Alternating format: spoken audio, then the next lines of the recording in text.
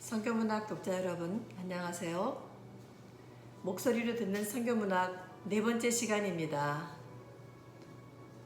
성교문학 결정.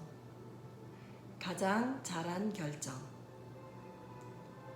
그날 아침도 나는 변함없이 어머니를 모시고 엘리베이터를 타고서 지하 주차장으로 내려갔다. 노란색의 주간보호센터 차량이 벌써 와서 대기하고 있었다.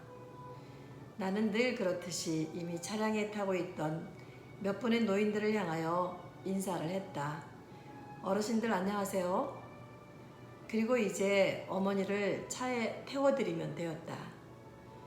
그런데 그 순간 나는 마음이 갑자기 착잡해지기 시작했다. 어머니를 주간보호센터에 보내드려야 하나 아니면 보내드리지 말아야 하나 엄청난 고민이 짧은 순간이지만 내 가슴 속으로 밀려들었다. 아니, 이미 다 이야기가 끝난 것인데 왜 고민하고 그래? 내 마음 한켠에서 이런 소리가 들려왔다. 며칠 전부터 고민하면서 결정을 내린 일이었다. 오늘 어머니를 주간보호센터에 보내드리기로 한 것 말이다. 남편 김선교사도 물론 그날은 어머니를 주간보호센터에 보내야 한다고 하였고 다른 가족들의 의견도 같았다. 그날은 다름 아닌 우리가 오랫동안 준비해왔던 지은나교회 입당감사 예배를 드리는 날이다. 아니, 입당감사 예배에 당연히 어머니를 모시고 가야지 웬 고민이냐고 하실 분도 있을 것이다. 그러나 우리 사정을 안다면 내가 왜 그런 고민을 하게 되었는지 여러분도 충분히 이해할 수 있는 문제이다. 우리 어머니는 벌써 6년째 알츠하이머 병이라고 부르는 치매를 앓고 있다. 그런데 치매가 좋아지는 법은 별로 없다. 치매 진행을 더디게 하는 약을 써도 치매는 점점 진행이 될 뿐이다. 최근에 어머니는 더욱 상태가 안 좋아지셨다. 무엇보다도 사람이 붙어있지 않으면 사고가 난다. 그런데 입당감사 예배를 드리는 그날 내가 어머니 옆에만 붙어 있을 수가 없었다. 대구에서 내 딸도 올라왔지만 아직 아기인 제 딸 로아를 돌보기도 버거운 형편이었다. 그러니 천상 어머니는 주간보호센터에 보내드려서 그곳에서 돌보게 하는 것이 합리적인 일이었다. 왜냐하면 최근에 벌써 2번씩이나 어머니는 사람이 옆에 붙어서 지키지 않으면 사고를 내셨다. 교회에서 화장실이 아닌 엉뚱한 곳에 들어가서 소변을 보았기 때문에 매우 곤란했던 일이 근자에 있었던 일이다. 그러니 내가 어머니로 인해 마음이 안 놓일 수밖에 없는 상황이었다. 어떻게 하나? 내 기쁜 내면에서는 한참 갈등이 벌어지고 있었다.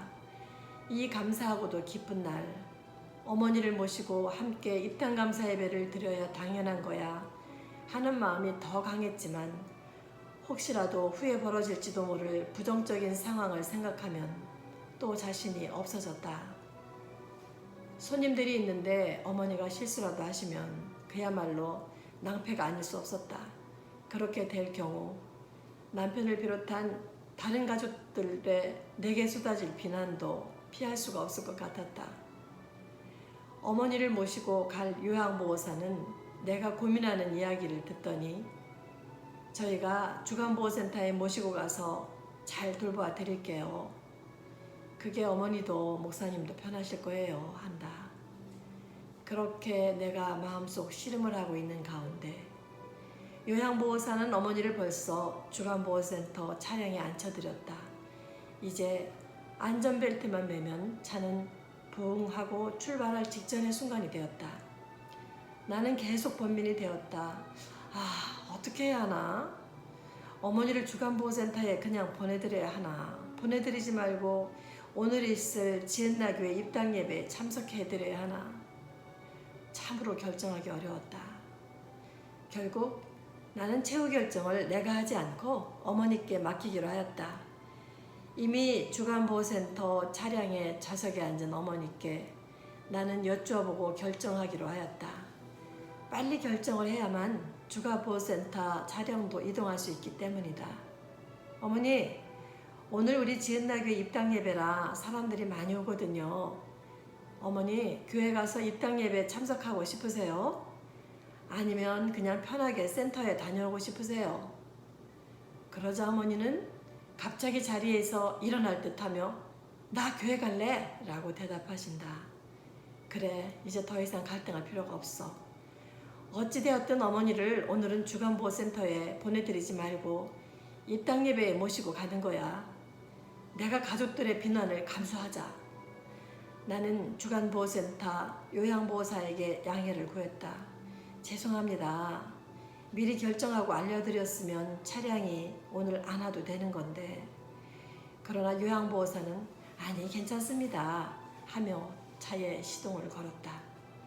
나는 어머니의 손을 잡고 다시 집으로 돌아오면서 남편이 뭐라고 하지 않을까 살짝 염려가 되었지만 개의치 않기로 했다. 왜냐하면 아마 이 결정은 두고두고 결코 후회하지 않는 잘한 결정이 될 것이기 때문이라는 확신이 들었기 때문이다. 어머니를 모시고 다시 집으로 들어오자 남편도 놀라는 눈치였으나 아무 말도 하지 않았다.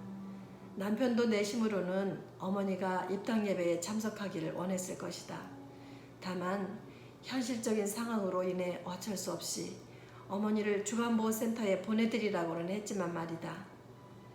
입당 감사 예배를 드리는 동안 나는 어머니를 맨 뒷좌석에 앉혀드렸다.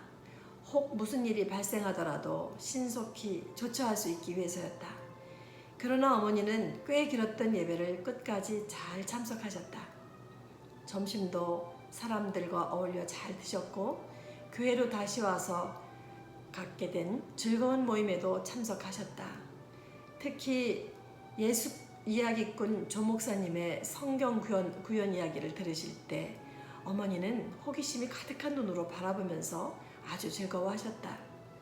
성경 이야기가 진행됨에 따라 어머니는 눈을 크게 뜨기도 하시고 깜빡이기도 하신다. 그리고 놀랍다는 듯이 입을 벌리기도 하신다. 또 옆에 앉은 여목사님에게 얼굴을 돌려 웃으며 동의를 구하신다. 성경 이야기에 푹 빠져들으신 것이다. 어머니의 즐거워하는 모습을 바라보며 나도 정말 기뻤다.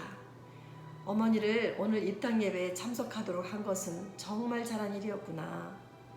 근래에 보기 드물게 어머니가 저렇게도 기뻐하시는 걸 보니 나도 참 행복한 마음이 들었다. 남편 김성 교사가 모임이 끝나고 나에게 사례를 했다. 여보, 정말 고마워. 어머니를 오늘 입당 예배에 참석하도록 해주어서 참 잘했어요. 라고 한다. 나는 그 말을 들으면서 하나님께서 나보다 어머니를 얼마나 더 사랑하시는지를 생각했다. 사실 전날에도 나는 어머니에게 자초지종을 설명해 드렸었다. 입당 예배에 손님들이 많이 온다는 것과 내가 어머니 옆에서 함께 있을 수만은 없다는 것을 설명드렸다. 그래서 주간보호센터에 가셔서 편하게 있다 오시는 것이 어떠냐고 말씀드렸다. 그런데 어머니는 내가 어머니는 어떻게 하고 싶으세요? 하고 묻는 나에게 어제는 담담하게 내가 시키는 대로 할게 라고 대답을 하셨었다. 그럼에도 불구하고 그날 입당 예배 당일 아침 어머니는 교회에 가고 싶다고 하신 것이다. 바로 어머니의 영적 갈구는 교회에 가고 싶은 것이었던 것이다. 모든 행사가 끝나고 손님들을 배웅하고 집으로 돌아오면서 우리 부부는 이야기 도중에 어머니 이야기를 나누었다. 남편이 웃으며 말했다. 어머니가 천국에 확실히 가시겠네 라고. 내가 마음속으로 남편의 뒷말을 이었다. 어머니가 교회에 가는 것을 그렇게 좋아하시니 말이지. 집을 향하여 부지런히 발걸음을 옮기며 문득 아파트 정원 길 옆에 분홍, 하양, 다홍색으로 활짝 피어있는 철쭉과 영산홍을 바라보았다.